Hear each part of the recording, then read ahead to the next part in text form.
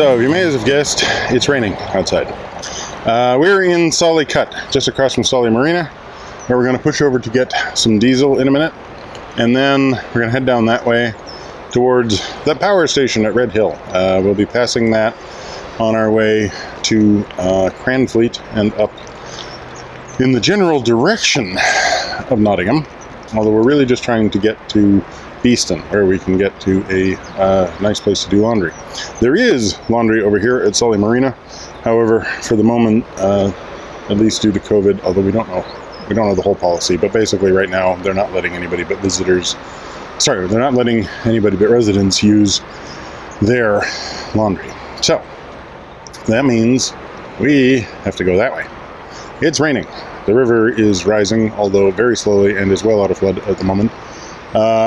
At least insofar as they haven't turned on the red lights that tell you it is in flood. So we're hoping.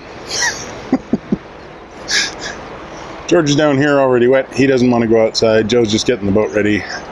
I'm already a bit sopping wet, so I'm doing this. Yeah, so that's it. Just got to get the chimney changed. Got to get over there for diesel. Stop on the waste point for a few minutes, and then hopefully through the lock. Wish us luck.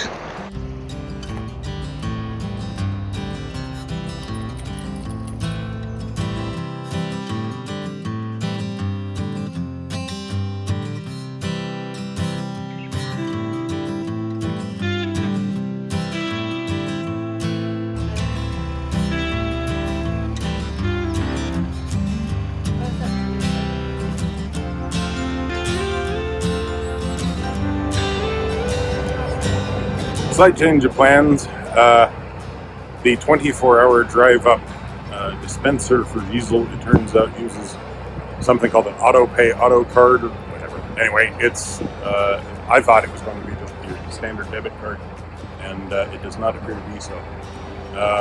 So, onwards.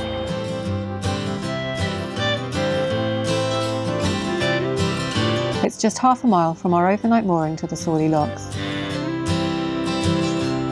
Marina moorings seem to occupy one side of the cut, and then there are lots of visitor mooring spaces along the towpath.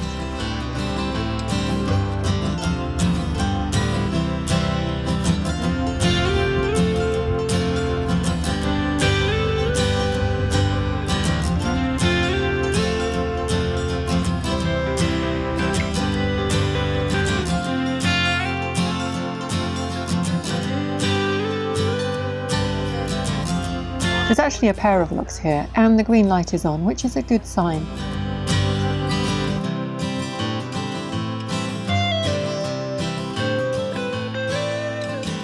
So I'm going to empty the liquids while we're here, and there's a convenient Elsan here with the COVID guidelines on it. Also lots of empty recycling bins and waste bins, which after the full one at Sauceston is lovely. While we're using the rubbish facilities in Elsan, which are just across the car park, a lockkeeper arrives and he offers to see us through the lock, which is a huge help. He tells us that the river water is fairly high, but not quite in the red, and so he seems to think we'll have no issues on the river sections between here and Beeston.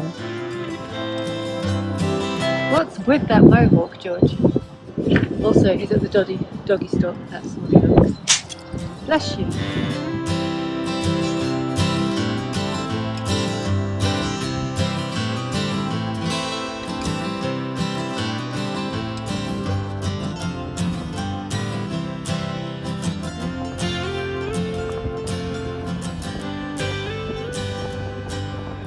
So Michael's in the lock. George and I are going to walk ahead this section and meet him at Cranfleet.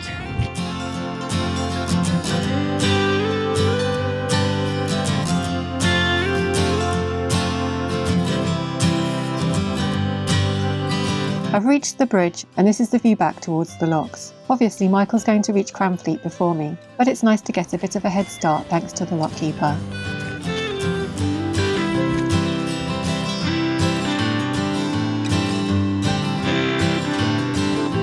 Under the bridge, Michael leaves the cart and joins the flow of the River Trent.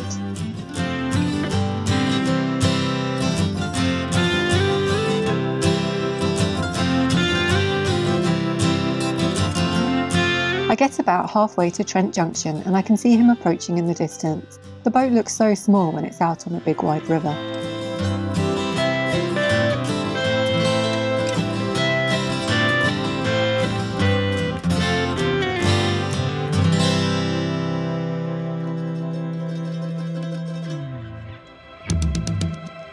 Michael rounds the bend before Trent Junction and passes some pontoon visitor moorings.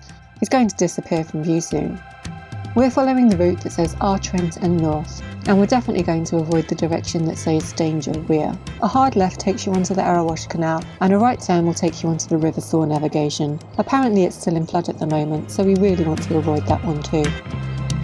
Michael reaches the junction. There is the Erewash and there is the Soar, and we're heading this way up the Cranfleet Cut to rejoin the river after the next lock.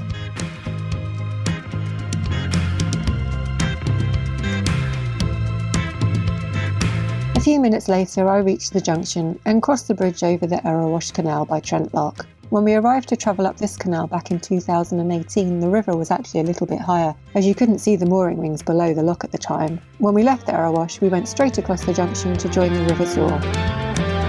So there's the entrance to the Erewash, that's where we've just come from. Over there, we've got the Soar and the weir, and this is the cut that Michael should have taken. On the other side of the cut is the Trent Valley Sailing Club.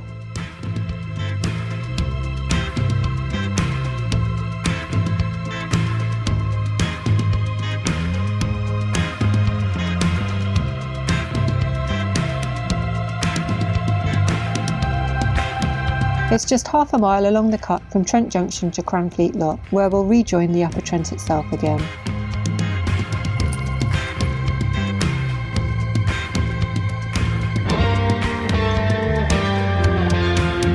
There's quite a few private moorings along the cut, and some moorings for visiting boats too.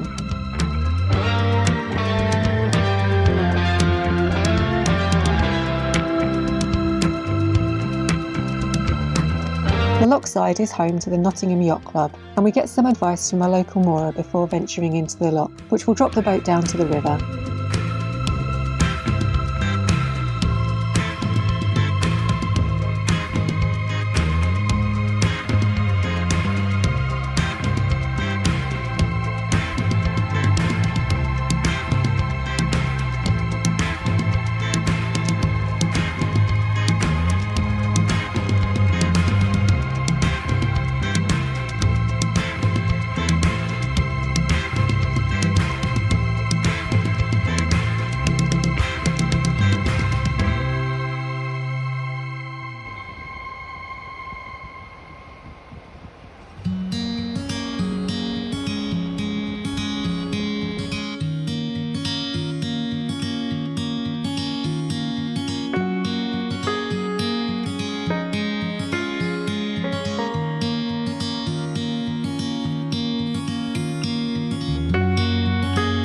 When the boat reaches the flow of the river, it really accelerates, and that's the last I'll see of Michael and the boat for about 4 miles.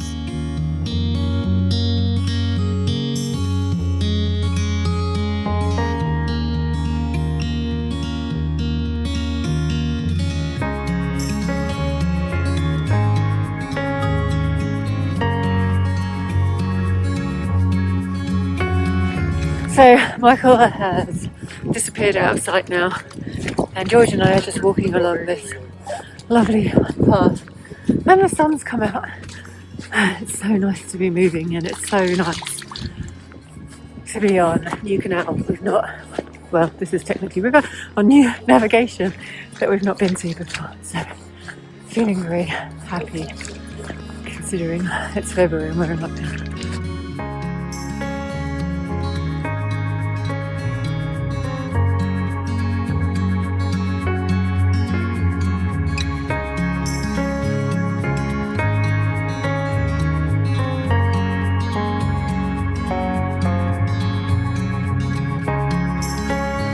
I'm sorry we didn't manage to film any more on this section.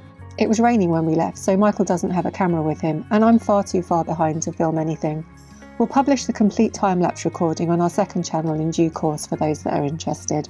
To be fair, a lot of the river looks very samey anyway, wide water and bare trees.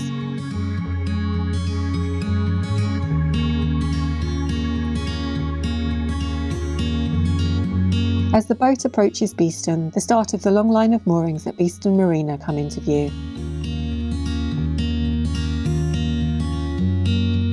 I'm still a couple of miles back, but Michael gets lucky and meets a boat that's about to go up the lock that he can share with.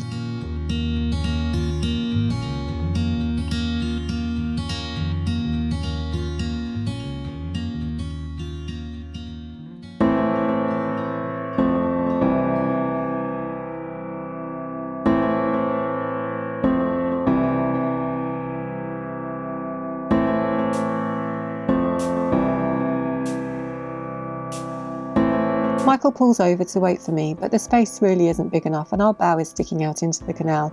It turns out that Beeston is very busy.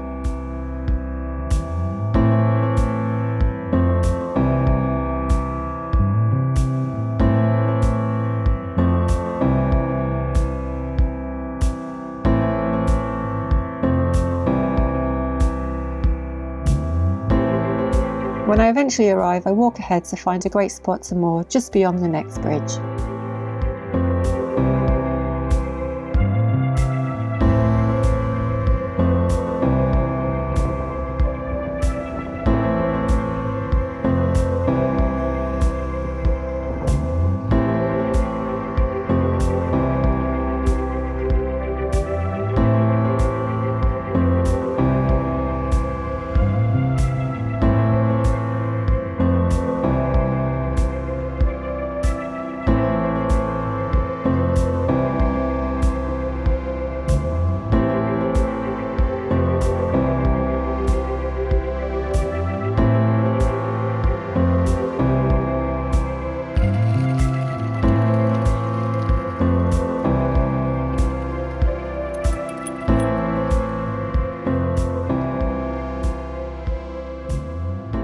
So we finally moored up in Beeston.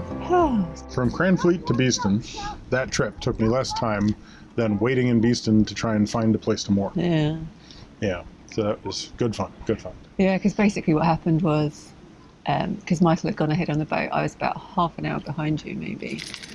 There was a boat coming down the lock, so you got help, so that was good. So they're coming up. I arrived, they were down there. We happened to come through together. Oh, you had a boat to come up with? Yeah.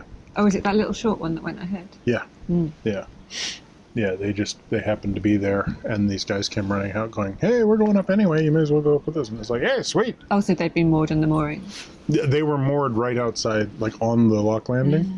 As we were leaving Cranfleet, I got instructions to get up there, stay to the left. Basically, the instructions for the entirety of the river is just stay to the left. Yeah, because the water was fine, but it was borderline not fine. Yeah. But I got here, I stayed to the left the entire time. I got there, saw the weir, went, oh, okay, there's the lock to the left. But then there's going to be this like 100-foot long pontoon, and you just pull up on the pontoon, no problem, and then you're ready to go. And the pontoon was full of boats. Yeah, people had just moored there, which was a sign of what was happening above the lock. George, leave that alone. Which was sunglasses. Yeah. Oh, good Lord. Oh, no. The weather just keeps changing. Sunglasses are on now because the sun. Should we just start over? No. Okay.